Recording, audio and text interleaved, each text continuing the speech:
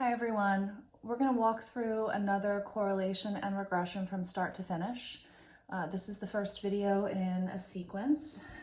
As you can see on the board here, we have a really simple study where we've asked people to report how many servings of caffeine they had and then how many hours of sleep they got the same night.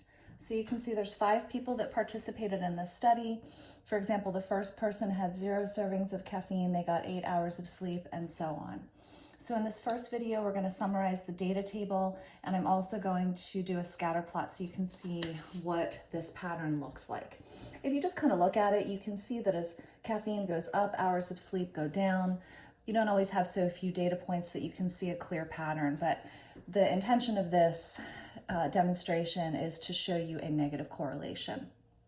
All right, so you can see we have 3 additional columns that we need to fill in. The first column is x, y, in which case we're going to multiply each x by its corresponding y. Then we have a column for the x squared, so we're going to square all these x's, and then finally we're going to square all the y's. But before we do that, we are going to get the sums, ends, and means for these first 2 columns. So the sum of the x is 9, n is 5, and then the mean of the x is 1.8. Moving into the next column, the sum of the y's is 27, n is also 5, and the mean of y is 5.4.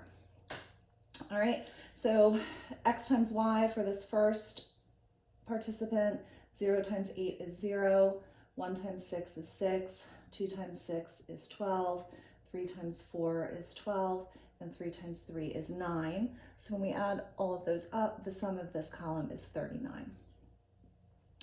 X squareds, our first one is 0 squared, which is 0, 1 squared is 1, 2 squared is 4, 3 squared is 9, 3 squared is 9, and the sum of the x squareds when we add all those up is 28.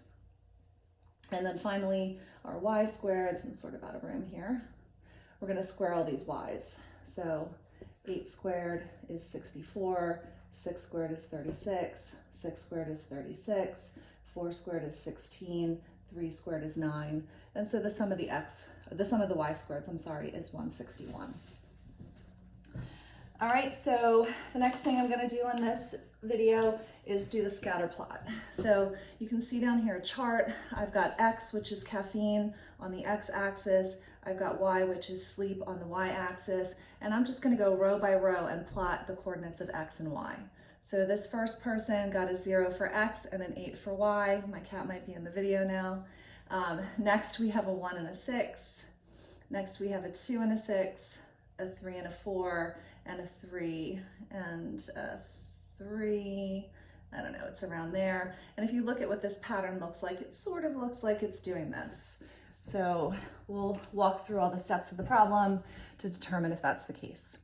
In the next video, we're going to calculate all the variances, the 2 variances, the covariance, and maybe, if I have time, the R.